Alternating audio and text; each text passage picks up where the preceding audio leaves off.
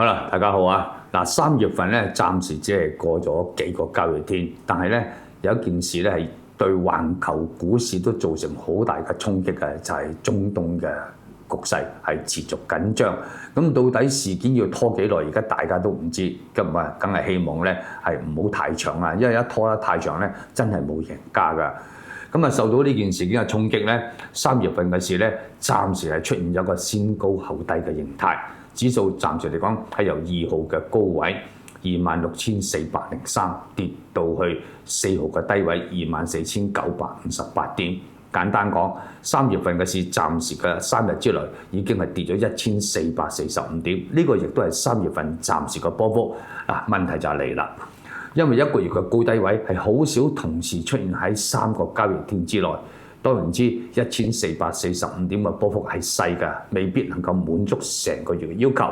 咁有人會話，咁啊2月份夠喺3日之內出現成個月嘅高位，但係2月同3月唔同啊嘛。2月份得28日啫嘛，同埋中間有個農曆新年啊嘛。事實上2月份成個月份真正嘅交易天只係得16日半，期間嚟講接近農曆新年嘅時間，個市場已經冇戰意㗎啦，同3月份係唔同嘅。交易天係少好多，所以今個月咧，如果有更大嘅波幅點俾我見到，指數一係就突破26,403，如果唔係嘅，勢必一定再進一步尋找今個月嘅新低，呢個大家要留意。咁啦，如果拉翻闊少少啦，今年嘅市咧首季咧，當然知形態係先高後低啦，同樣係揾低位先。指數係由1月29號嘅高位28,056。輾轉反覆跌到落去3月4號嘅低位24,958點，頭尾5個星期指數暫時跌嘅幅度係3,098點。嗱，其實我係咁樣諗法㗎，唔知大家同唔同意？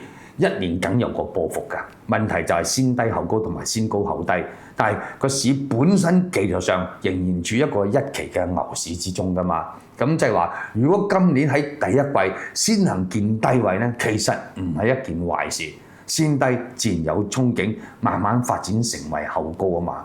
仲有一樣嘢，雖然一季嘅市咧係出現咗3,098點嘅下跌，但係呢陣嘅下跌咧係源自咧外圍嘅政治嘅因素啊嘛，同埋中東嘅局勢嘅緊張啊嘛，唔係話企業嘅盈利。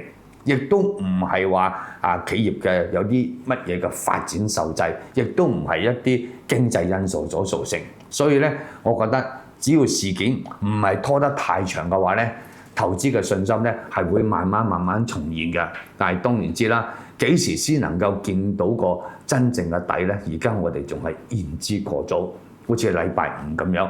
美股喺禮拜4晚跌咗784點，但係禮拜5港股係升咗400幾點嘅，事實上已經唔係點跟佢㗎啦。但係可唔可以講港股已經係初步斷定呢？我諗暫時未得住。嗱，首先嚟講睇移動線，嗱，恆指而家走喺10、20、50、100天線之下㗎，而且有少少跌離咗個感覺，而且移動線嗰方面呢，10天亦都相繼跌穿20、50同100天線。咁啊，10天線而家大概喺26,160左緊嘅水平。嚴格嚟講，要等到個市況喺反彈當中一步一步上去，從而翻上去10天線樓上，或者同10天線扣緊一齊，咁就可以講個大市暫時第一隻腳，起碼個跌浪第一個低位已經出咗嚟啦。咁啊，至於後續係點樣行呢？就要睇資金入市嘅態度而定。過一個禮拜。唔單止港股反覆，其實台股、日股同埋韓股都跌得好多。但係我哋睇睇啊，韓股1年以嚟係升咗177%喎，出現回吐係遲早嘅問題啫嘛。台股亦都升咗107%，至於日股咧亦都升咗92%，只係一路苦無回吐嘅藉口啫嘛。直至到後期啦，局勢嘅緊張觸發到龐大嘅回吐潮，咁先出現一個明顯嘅急跌啫嘛。但係港股係有升過，但係好老實講相對環球嘅股市嚟講，港股仲係一個低位，道指高位見過50,512點，日股升到上59,000，台股都升到上3萬幾，咁你港股仲係幾多呢？仲係講緊26,000、27,000。其實嚴格嚟講呢，港股係有一個比較大嘅空間持續上升㗎。我個人咧對今年嘅市況嘅睇法咧，仍然維持睇好不變。咁當然知道外圍局勢拖幾耐呢個就難測啦，從來都係唔容易咁估計嘅。但係我總係覺得咧，事件一拖落去咧，其實係冇贏家㗎，所以能夠盡快解決就最好啦。咁有一點我都想提一提，星期一、星期二過去星期一、星期二同埋星期三咧，就係禮拜四來4日咧，成交金額過億嘅，億幾㗎。咁散戶會唔會喺咁嘅跌勢當中大手瘋狂去買咧？答案一定係否定，係唔會㗎。咁啲貨去咗邊咧？係有一隻手係沽，但係都有人接㗎嘛，係咪？即係換句話嚟講咧，如果日後個指數有機會翻上26,000或者高啲咧，即係講緊由26,000掟到落去24,958，嗰個手貨咧已經轉咗手，去咗強借手。咁以後個市一要行上去嘅時候咧，個步伐係會好速㗎。咁個別嘅股份咧都係無奈啦，喺大市下跌當中咧都係受累嘅，都出現唔同程度嘅跌勢。但係咧有啲股份嘅下跌咧唔係基本因素入邊，係冇辦法。恆指成分股匯豐都由148跌到133啦，係嘛？平保都由70幾跌到60.23啦。變咗咧個下跌咧係因為係恆指成分股無奈啦。咁至於騰訊又點睇法咧？未有太壞嘅消息出嚟嘅時候，騰訊已經由630一路掟到落500幾嘅啦，係跌在先㗎啦。咁至於佢嘅增值稅問題，到底係定係唔係，大家唔知。但係問題就係股價嘅急跌咧，市場已經當你有㗎啦，已經係反映緊係有呢件事。問題就係增值稅到底係幾多，大家都唔知。其實官方冇承認，亦都係冇否定。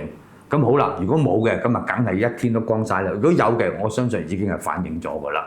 咁來來咧，騰訊嘅急跌咧，就令到巴巴都同樣出現一個大幅下限。咁由唔好話170幾、160幾，就當150幾都掟到落120幾，係跌深咗㗎啦。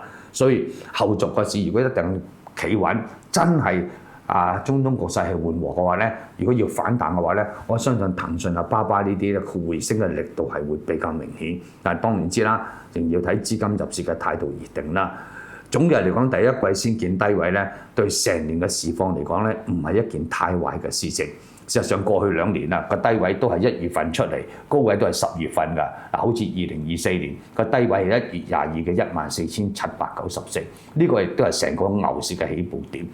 咁去到當年嘅10月7號見過23,241， 2024年全年高低個波幅係升咗8,447點。去到舊年啦，指數係1月13號18,671，升到去10月2號嘅高位27,381。舊年個波幅有成8,710點，今年估計個波幅都6,700點，唔會少㗎。問題就係由24,000好25,000度上去，總之6,700點，點樣睇都係3萬點㗎啦。所以對後市嘅睇法咧係睇好不變，因為基本面冇變啊嘛，同埋國家仍然有政策不斷咁樣去推動啊嘛。仲有大家有冇發覺到啊？上證指數係一路穩守喺4,000點樓上㗎，企得好硬淨，好硬淨。外圍點樣反覆，點樣波動性嘅下限咧，上證都一樣喺4,000點樓上，即係顯示得到咧呢隻猛牛真係咧好硬淨。咁對港股嚟講咧，如果上證一路係穩守喺4,000樓上咧，其實對港股都會有啲扶穩嘅效應㗎。不過港股始終咧都係面對全世界啊，而且充滿投機性，所以好嘅時間會行得急，唔好嘅時間咧都會出現一波嘅比較明顯嘅反覆。咁而家冇咩特別好做，揸住貨少嘅朋友咧繼續持盈保泰，咁梗係唔好胡亂加倉啦。因為你唔加倉咧，你係冇壓力㗎。但係你一加倉啦，睺低買，結果個市咧今日唔升，聽日唔升，當你冇跌啦。佢就係唔升嘅啫，咁你嘅壓力就會越嚟越大，因為個市況嘅不明咧，會令到持貨者咧嘅心理壓力咧係越嚟越重㗎，所以最好就輕鬆面對，或者咁講，貨全部都跌。我哋將一啲咧唔係主流性嘅股份喺低價沽咗，同樣就買翻啲已經跌咗唔少嘅主流性嘅股份，即係貨換貨。指數如果真係有機會上到3萬點嗰頭，問一問自己乜嘢帶動個恒生指數升先？咁梗係一線嘅重磅藍籌啦，幾隻騰訊啊、匯豐啊、巴巴啊、友邦啊、港交所啊呢啲一定係走唔甩㗎啦。所以咧，而家咧作中線部署咧，慢慢買可能係一個好嘅時間，不過就唔好重手，唔好買得太多。好啦，呢一周嘅分析咧，我就講到呢度為止。下個禮拜翻嚟睇下外圍嘅情況係點樣，睇下港股嘅走勢又係點啊！